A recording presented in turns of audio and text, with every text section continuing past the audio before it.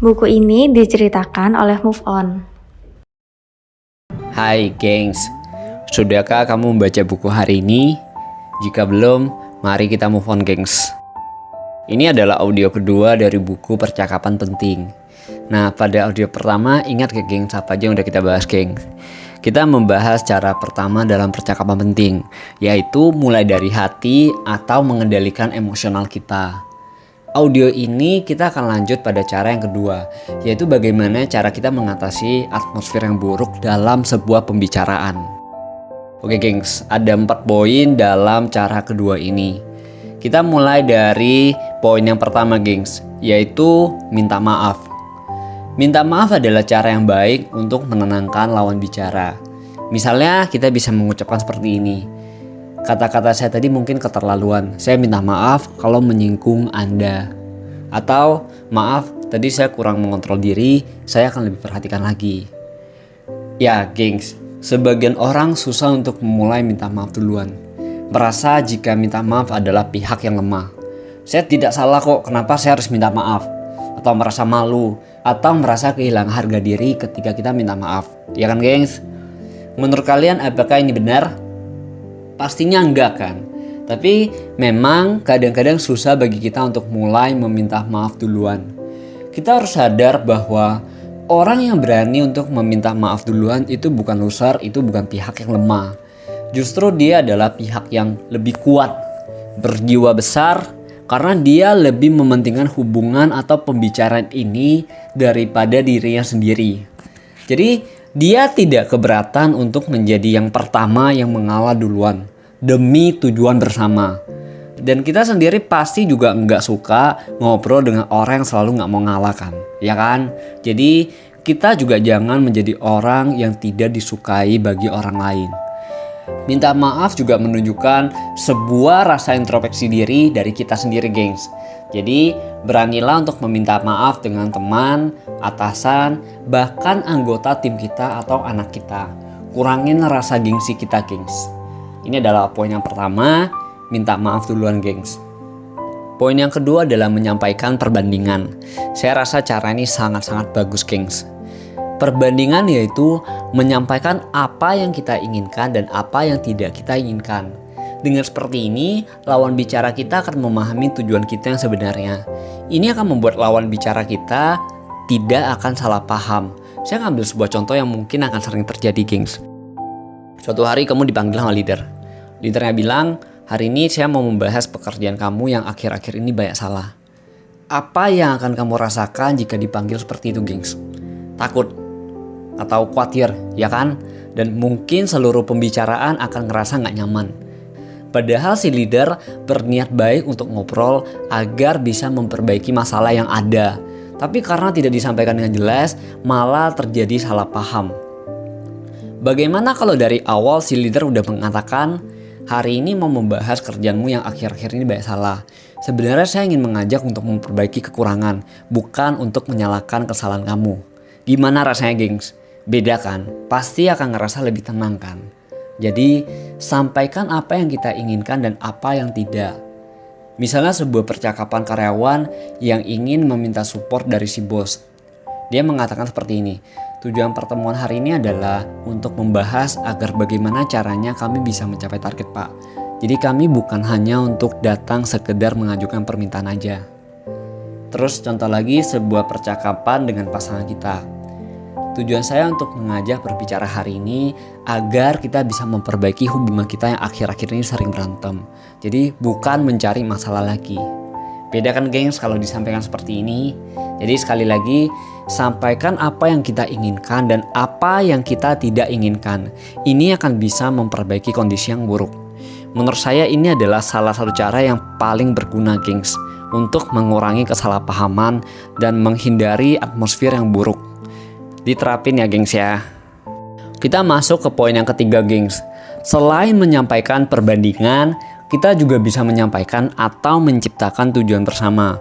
Contoh, sebuah kondisi ketika dua divisi mulai memburuk dalam pertemuan dan mereka udah mulai memanas. Dan salah satu dari mereka itu mengatakan, tujuan kita kan adalah untuk mencapai target bulan ini agar kita bisa sama-sama mendapatkan bonus. bagaimana setelah mendengarkan kalimat seperti ini, gengs? Kita pasti akan kembali menjadi lebih tenang untuk melanjutkan pembicaraan ini kan. Oke, kita lanjut lagi. Misalnya ketika sedang berdebat dengan pasangan, kita bisa mengatakan tujuan kita kan adalah untuk hubungan lebih berjangka panjang lagi. Terus contoh lagi, misalnya ketika kita ngobrol dengan anak kita yang tidak niat untuk sekolah. Nah, kita bisa mengatakan, adek kan pasti ingin ntar bisa seperti kakak yang bisa kerja di perusahaan internasional, iya kan? Kalau yang cara mengendalikan hati tadi adalah mengingat tujuan pembicaraan dalam hati. Sedangkan kalau yang ini adalah kita harus menyampaikannya tujuan kita bersama. Coba sekali lagi kita perhatikan, gengs. Setiap kali menyampaikan tujuan bersama, kita maupun lawan bicara kita pasti akan ngerasa lebih aman. Terus kita akan merasa lebih tenang untuk mau melanjutkan pembicaraan ini. Jadi ini juga sebuah cara yang berguna untuk memperbaiki situasi pembicaraan yang buruk. Kita masuk pada poin yang keempat atau yang terakhir, gengs. Yaitu dalam kondisi seperti apapun, kita tetap harus bersikap respek atau menghormati lawan bicara kita. Carey mengatakan respek itu seperti oksigen, gengs. Ketika ada, kita nggak merasakan.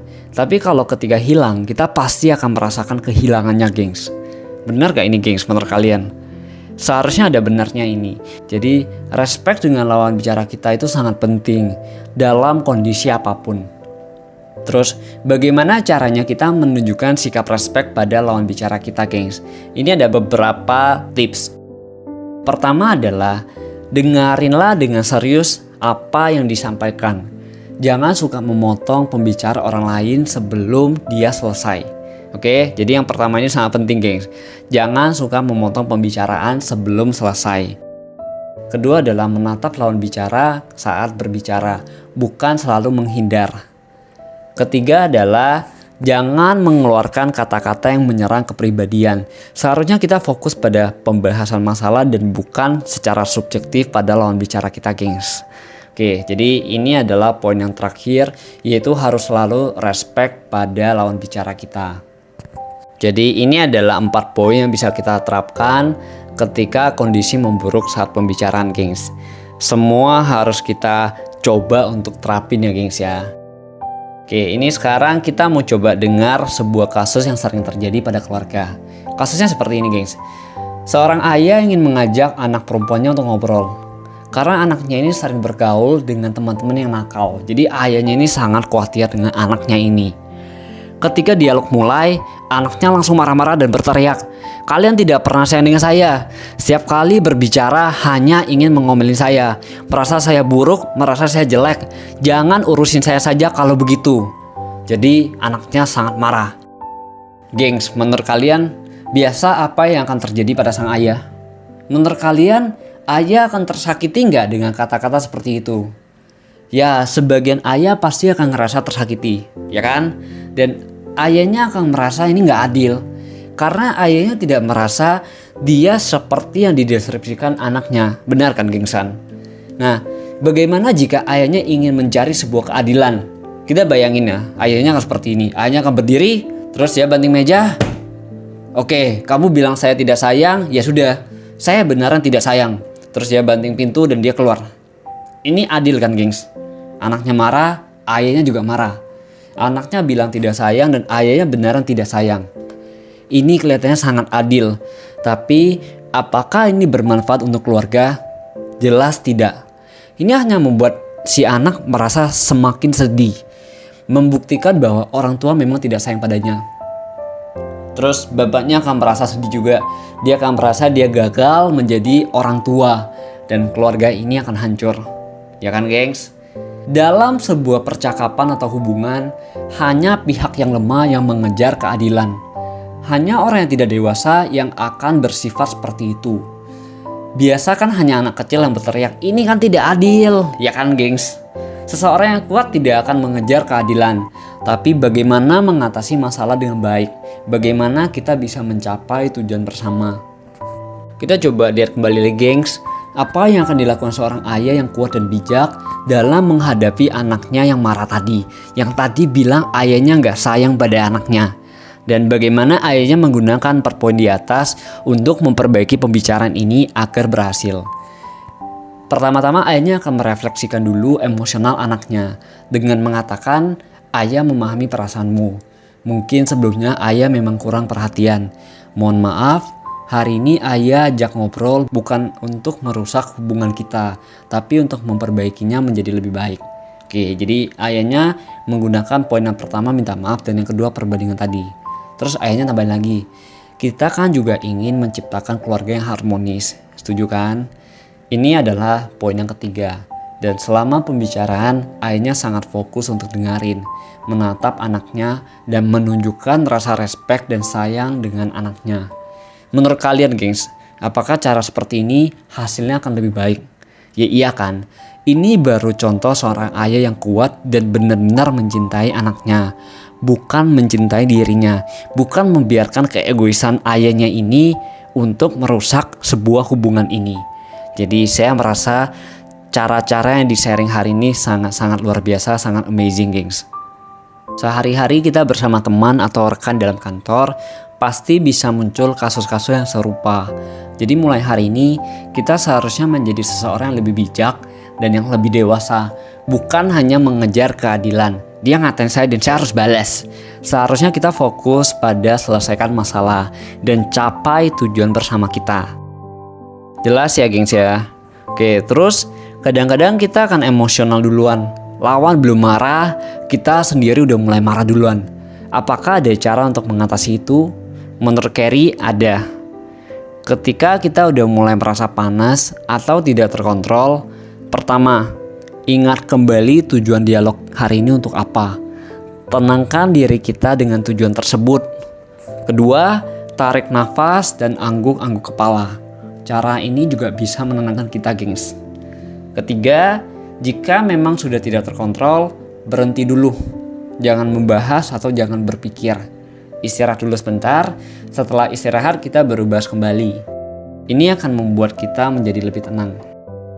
Oke, gengs, jadi ini adalah materi yang disampaikan untuk cara yang kedua dalam percakapan penting, yaitu bagaimana caranya memperbaiki atmosfer yang buruk dengan 4 poin tadi, yaitu minta maaf, dan kedua adalah menyampaikan perbandingan, ketiga adalah menyampaikan tujuan bersama, dan yang terakhir adalah tetap respect dan hormat pada lawan bicara kita. Gengs, pada bagian sharing kali ini, menurut kamu dari 4 poin tersebut, poin mana yang paling berkesan atau berguna menurut kamu? Terus coba ceritakan pengalaman kalian. Pernah gak, gengs, dulu mengalami sebuah pembicaraan yang atmosfernya buruk dan berhasil membaik dengan menerapkan salah satu poin di atas? Atau pernah gak, gengs, seperti ini, sebuah pembicaraan yang pernah kalian ngalamin dan tidak berjalan lancar? Jika kasus yang sama diulangi lagi, bagaimana caranya kalian memperbaiki atmosfer dengan poin-poin di atas? Saya menunggu pengalaman menarik dari kalian. Sekian untuk audio kali ini. Terima kasih. Hai gengs, banyak orang yang ingin belajar tapi malas membaca buku. Maka dari itu, Move On menceritakan buku untuk Anda. Jika Anda merasakan manfaat dari buku ini, silakan like dan subscribe akun Move On untuk mendapatkan informasi video terbaru. Bagikan juga video ini kepada orang yang Anda peduli. Mari saling belajar. Terima kasih.